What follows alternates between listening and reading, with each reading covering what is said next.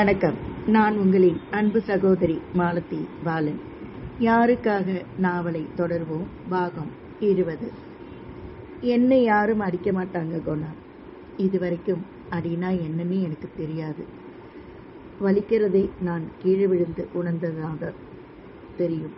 அப்படியே இப்போ என்னை அடித்தாலும் வாங்கிப்பேன். இப்படிப்பட்ட உண்மையான ஃப்ரெண்ட்ஷிப்புக்காக எதை வேணுனாலும் தாங்கிக்கலாம். பொழுது விடிந்ததே தெரியவில்லை. அதன் பின்னர் அந்த பாட்டிதான் யாரிடமோ சென்று பணம் கடன் வாங்கி வந்தாள். அதற்காக நான் எனது சங்கிலியை கொடுத்தபோது வாங்க மறுத்துவிட்டாள்.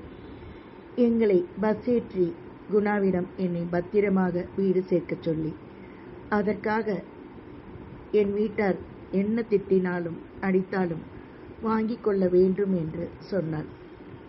ஊர் நெருங்க நெருங்க என் மனதில் பய உணர்ச்சி தலை காட்ட துவங்கியது. மெல்ல வீட்டை அடைந்த போது நாங்கள் பயந்ததற்கும் மேலாக இருந்தது. வாசலில் கும்பல் கும்பலாக நிறைய பேர் நின்றிருந்தார்கள். உள்ளே சென்றேன். அப்போது அப்பா சோஃபாவில் அமர்ந்திருந்தார். நான் உள்ளே சென்றதும் குணா வாசலிலேயே தடுக்கப்பட்டு அடிக்கப்பட்டான். அம்மா எனது தலைமுடியை பிடித்து உலுக்கி கன்னத்தில் மாறி மாறி அறைந்தாள். அவள் கன்னத்தில் அடித்த ஒவ்வொரு அடியும் எனது உள்ளத்தில் விழுந்தது. தைரியமாக அவனது கையை தட்டிவிட்டேன். அம்மா, போதும், நிறுத்து. இப்ப என்ன நடந்துச்சுன்னு இப்படி எல்லாரும் ஆளுக்காலு குதிக்கிறீங்க? அப்பா மற்றவர்களை எல்லாம் வெளியே போக சொன்னார். குணா நன்கு அடிக்கப்பட்டு கேட்டுக்கு வெளியே வீசி எறியப்பட்டான். அவர்களின் அராஜக செயல் எனக்கு ஒரு வெறியை ஏற்படுத்தியது. நான் மூர்க்கத்தனமாக அவர்களை எதிர்த்தேன். அதுவே அவர்களுக்கு என் மீது சந்தேகத்தை வலுப்படுத்தியிருக்க வேண்டும். ஒரு நாள் ராத்திரிலேயே உனக்கு இவ்வளவு தைரியத்தை ஏற்படுத்திட்டானா அந்த பிச்சைக்கார பையன்? என்ன ஒரு நெஞ்செழுத்தம் இருந்தா நீ ராத்திரில வெளியில தங்கினதும் இல்லாம இவ்வளவு திமிரா பேசுவ? என்ன ஒரு அயோக்கியத்தனம்! அப்பா, ஏன் இப்படி சொல்றதை யாரும் நம்ப மாட்டேங்கிறீங்க? ஒரு பொண்ணும் பையனும் தனியா இருந்தா அங்க கெட்டதுதான் நடக்கும், நல்லதே நடக்காதுன்னு முடிவு பண்ணிட்டீங்களா? ஒரு நல்ல ஃப்ரெண்ட்ஷிப்புக்கு இவ்வளவு கேவலமா அர்த்தம் பண்ணி கலங்கப்படுத்தாதீங்க. எங்களுக்கு தெரியாததெல்லாம் நீங்களே சொல்லி கொடுப்பீங்க போலிருக்கு. ஏதோ சந்தர்ப்ப வசத்தால நாங்க தங்கும்படியா ஆயிடுச்சு. அதுக்கு இவ்வளவு ஆர்ப்பாட்டமா? அப்போ நீங்க பல நாள் வெளியில தங்குறீங்களே, நீங்க தப்பு தான் பண்றீங்களாப்பா? அதனால தான் என்னையும் கேட்குறீங்களா? சொல்லி முடிப்பதற்குள் அம்மா ஓடி வந்து என்னை அடித்து தள்ளினாள். ஏமா, ரோஷம் வருதா? நீதான் பொண்டாட்டிங்கிற போர்டை மாட்டிட்டு அடிமத்தனமா வாழ்ந்துட்டு இருக்க. நானும் அப்படி ஒரு இருக்கணும்னு கட்டாயம் இல்லை. இப்படி கார் பங்களாவுக்கு அந்தஸ்துக்கு நீ மயங்கி இருக்கலாம். ஆனா எனக்கு எதுவும் தேவையில்லை. அதான் தேவையில்லைன்னு நீ அவனோட ஓடி போனப்போ தெரிஞ்சு போச்சே. இனிமே என்ன? ஒரே ஒரு பொண்ணுன்னு பொத்தி பொத்தி வளர்த்ததுக்கு எங்களுக்கு இதுவும் வேணும், இன்னமும் வேணும். எவ்வளோ தைரியம் இருந்தா நீ அவனோட ராத்திரி தங்கினதும் இல்லாம இப்படி திரும்பி வந்து எங்களை ஏத்து பேசுவ? அவர்கள் பேசினதை திரும்ப திரும்ப பேசினார்கள். நடந்ததை நம்பவோ அல்லது புரிந்து கொள்ளவோ சிறிதளவு கூட முயற்சி கூட செய்யவில்லை. அப்போதுதான் வாழ்க்கை என்றால் என்ன என்பதை நான் உணர ஆரம்பித்தேன். அரண்மனை முட்டை அம்மியை உடைக்கும் என்று நான் கதையில் படித்திருக்கிறேன். இவர்களின் தாக்குதல் குணாவின் மீது திரும்பியது. இதனால் தான் நான் மீண்டும் குணாவை சந்திக்க விரும்பவே இல்லை. எங்களின் உண்மையான நட்பிற்கு கிடைத்த அங்கீகாரம் இதுதான். நான் பாதுகாப்புடன் பள்ளிக்கு அனுப்பப்பட்டேன். காவல் பலத்தது. நான் எவ்வித எதிர்ப்பும் காட்டவில்லை. ஏனெனில் மனதளவில் அவர்கள் அடித்த அடியில் அன்றே ஒரு முடிவிற்கு வந்துவிட்டபடியான். +2 பரீட்சை நான் எழுதினேன். மாநிலத்திலேயே முதலாவதாக தேர்ச்சி பெற்றேன். படிப்பில் எதிர்பார்க்கப்பட்ட குணாவினால் பரீட்சை எழுத முடியாமல் போனது. அந்த அறிவு ஜீவி இவர்களால் அந்த அளவிற்கு அடித்து நொறுக்கப்பட்டதுதான் காரணம். ரகசிய திட்டம் தீட்டினேன். குணா இருக்கும் இடம் அறிந்து கொண்டேன். சரியான சந்தர்ப்பத்தை எதிர்நோக்கி அமைதியாக காத்திருந்தேன். அப்படிப்பட்ட நேரமும் கைகூடி வந்தது. தூரத்து உறவினர் ஒருவரின் மரணத்திற்காக அம்மாவும் அப்பாவும் வெளியூர் சென்றார்கள். அவர்கள் வெளியூர் செல்வது எனக்கு தெரிய வேண்டாம் என்பது அவர்களின் திட்டம். ஆனால் எல்லாவற்றையும் அறிந்து கொண்டேன்.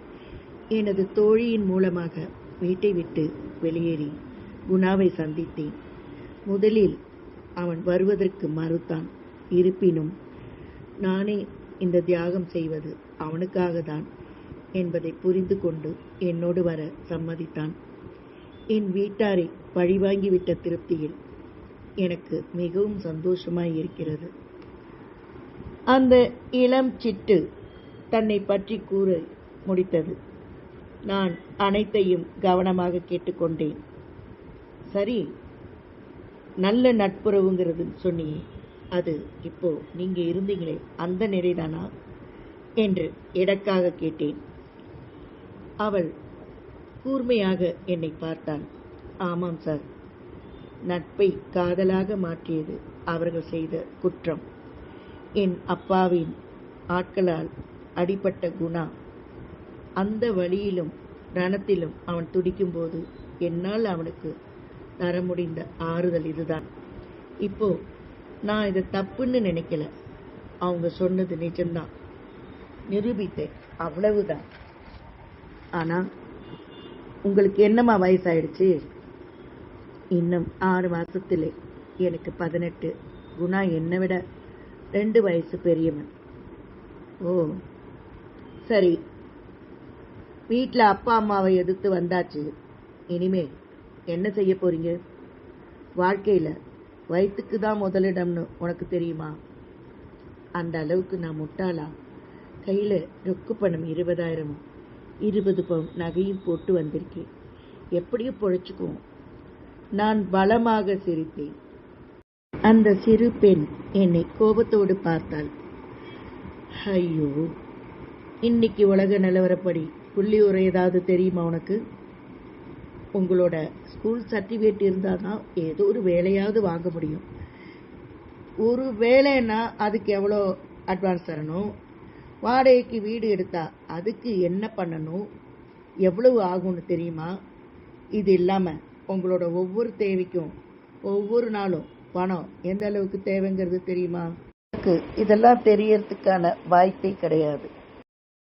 வெளி உலகம் 2 பேருக்குமே புதுசு. இதில் எத்தனை பித்தலாட்டம் தில்லு முள்ளு இருக்குன்னு தெரியறதுக்கு கூட உங்களுக்கு வாய்ப்பு இருந்திருக்காது. நான் கொண்டு வந்திருக்க தொகை குறைஞ்சது 1 வருஷத்துக்காவது வந்தால் போதும். வெறும் கஞ்சி மட்டுமே போதும். அப்புறம் என் குணா என்னை காப்பாற்றுவான். அவன் உடம்பு நல்லாற வரைக்கும் தான் இந்த கஷ்டம். நான் என்ன செய்வது என்று புரியாமல் அவர்களை பார்த்தேன். எத்தனை அப்பாவி பொண்ணுமா நீ? உலக விவரம் புரியாத குழந்தையெல்லாம் காதலிச்சா இப்படிதான். நாளைக்கே இந்த நகையும் பணமும் கொள்ள போயிடுச்சு. அப்புறம் என்ன செய்வீங்க? நாளைக்கு என்ன வேணும்னாலும் நடக்கலாம் இல்லையா?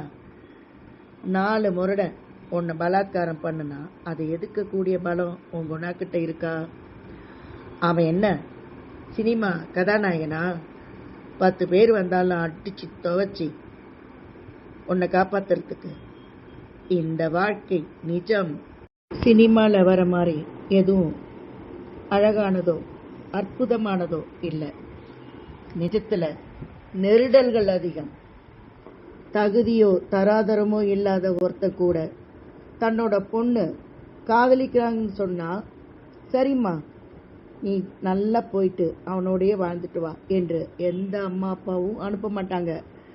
அவங்களும் அந்த வயசை தாண்டி தான் வந்திருப்பாங்க. இன்னைக்கு உலகம் இருக்கிற நிலையில நல்லது எது கெட்டது எதுன்னு முடிவு பண்ண அவங்களோட அனுபவத்தால முடியும். மாட மாளிகையிலேயே வாசம் பண்ண உன்னால பட்டினியை தாங்க முடியுமா? காதலால எத்தனை நாளைக்கு வயிற்றுல பசியை அடக்கிட்டு இருக்க முடியும்? அந்த பசி போன பிறகு இந்த பசி விஸ்வரூபம் எடுக்கும். இதெல்லாம் இனிமே தான் புரிஞ்சுப்பீங்க. நாளைக்கு உங்க அப்பா அம்மா வந்து அவனை அடிச்சு போட்டுட்டு உன்னை தூக்கிட்டு போயிட்டாங்கன்னா அவங்களுக்கு இருக்கிற பணபலத்தில் எந்த வேலையை வேணும்னாலும் பண்ண முடியும் இல்லையா? காலம் மாற மாற உன் மனசும் நல்லது கெட்டது புரிஞ்சுக்கும். அப்புறம் இந்த பிள்ளையோட கதி, வயசு கோளாறுல நடக்க போற எதையும் நினைச்சு பார்க்காம அந்த பக்குவம் இல்லாத உங்களுக்கு இதெல்லாம் எதுக்கு? அப்போ என் அப்பா அம்மா செஞ்சது சரின்னு சொல்றீங்களா? நான் அப்படி எதுவும் சொல்லலை. பொதுவா எந்த அப்பா அம்மாவும் தான் புள்ள நல்லா இருக்கணும்னு ஆசைப்படுவாங்க. அப்படியே அவங்க செய்யறது உனக்கு பிடிக்கலன்னே வச்சுக்கோ. ஒரு புத்திசாலி பொண்ணா இருந்தா நீ என்ன பண்ணிருக்கணும்? வீட்டுக்குள்ளே இருந்து போராடி இருக்கணும்.